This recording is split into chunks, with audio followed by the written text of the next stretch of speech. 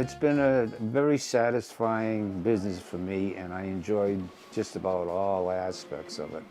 It's very gratifying to have something come in that's old and worn and kind of drab, and you can bring it back to the original glory.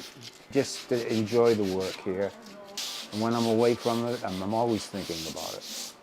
The thing I like most about the job is the satisfaction of once the piece is done. There's nothing like it when the customer comes in and just cannot believe how well it came out. We're preserving a little bit of history because most of our work is antiques, and knowing that that piece of furniture will continue to live for years to come. It started because I was getting kind of sick of working for someone else. This was my hobby, and I thought it'd be a good make to do this the rest of my life. And that was, about 35 years ago. When I first started, it was at the Mendon Country Gift Barn when they started. They allowed me to have the cellar, and I revamped it to what I needed, and it was a very good take, and I was there for about 3.5 years. Then I came to Uxbridge. After about 20 years in the television business, technology was getting a little bit over my head. I was producing, I was editing, and I was shooting.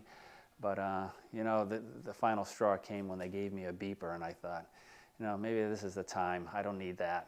I thought it was time to do something, and this was an established business. I thought it was a perfect time to take over the business, and it's worked out great. Yeah, we're going to try to follow this chair from beginning to end. We glued this one up last night, and hopefully it is held. It was pretty much a basket case. It was all apart. All loose, and I think we're ready to strip it. Let's go. Well, I didn't really know of the craft that he's doing right now, but I knew that he was very talented, and as soon as we got engaged, he had asked how I would feel about building a house before we got married, and I really couldn't believe that he was saying that, but as it turned out, it took 9 months, but he built a house for us and did it on his own with the help of some family members. And that's when I first realized that there was something special about what he could do with his hands. Obviously, if anyone has tried stripping at home, it's not pretty, it's messy, it's smelly. We try to take all the precautions needed in the way of ventilation, and I tend to like to wear a mask as well. Depending on the piece of furniture, a chair like this could take anywhere from 10 minutes up to an hour to strip. This one is an older finish. It'll come off pretty easily. The stripper we use is a chemical stripper called methylene chloride. We do pretty much everything by hand.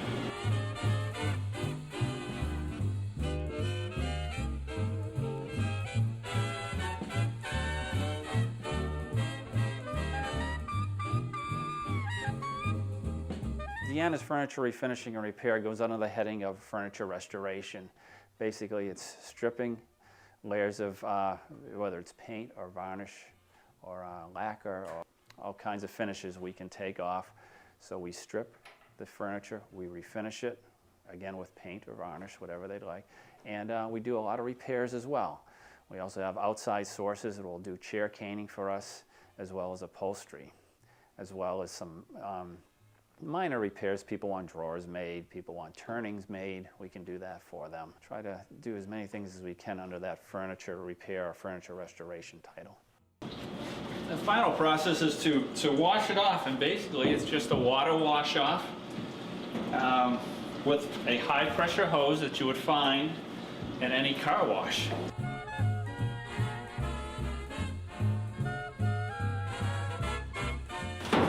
Alright, we're all set. We're all set with that. We're all washed off.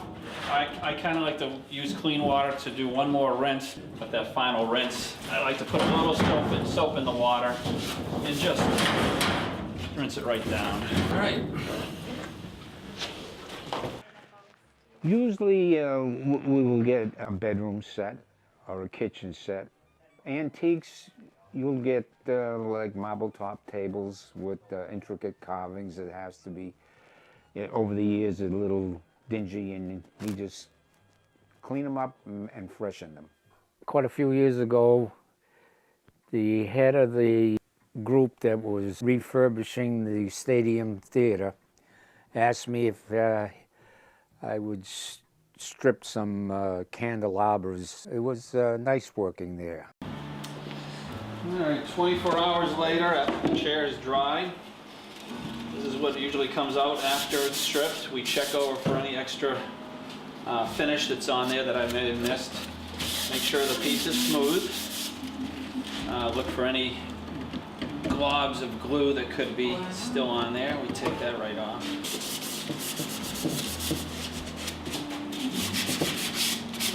We like to work on furniture that has been in the family a long time. I think that's our favorite.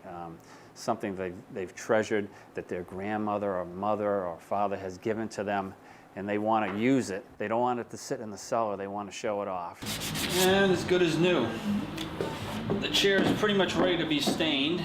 The customer has supplied me with a color match, something in the house that she'd like to match. So that's what we're going to go for. This one's a little bit closer. I think we can work with it.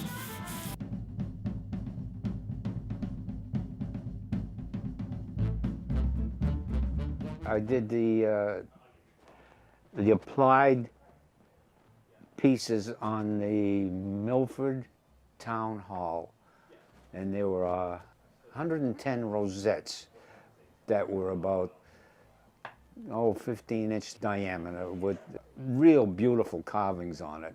So I stripped them, refinished them, and they reapplied them on the building. All right, we'll wait about an hour, and then we can clear coat this to protect it.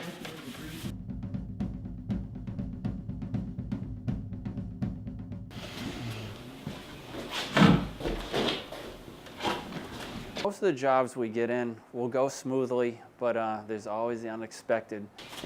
There's a minor scratch in here, and I'm building it up and building it up, and it takes 2 or 3 applications of lacquer to fill the scratch, and it's almost up to the surface now. You know, you look and you see things with just 1 or 2 layers of paint, you think, but you end up working on that piece maybe a couple of days. It could be a couple of weeks just trying to get the layers of paint off. Once the paint is off, sometimes we can run into other problems with nails, staples, trying to remove those so repairs can be made.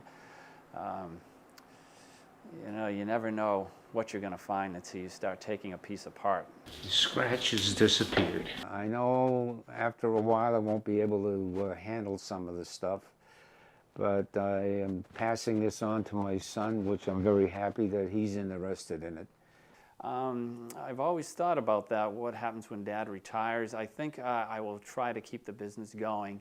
Since he's taken it over from his father, he's learned so much. So I guess that's going to be up to him what's going to happen to it. But I think people will remember John and his business for a long time. I knew what the business was like, but it was something I never wanted to get into. There's a happiness and a grief. Well, the grief was stripping furniture. I didn't want to be anywhere near it. It's a lot of work.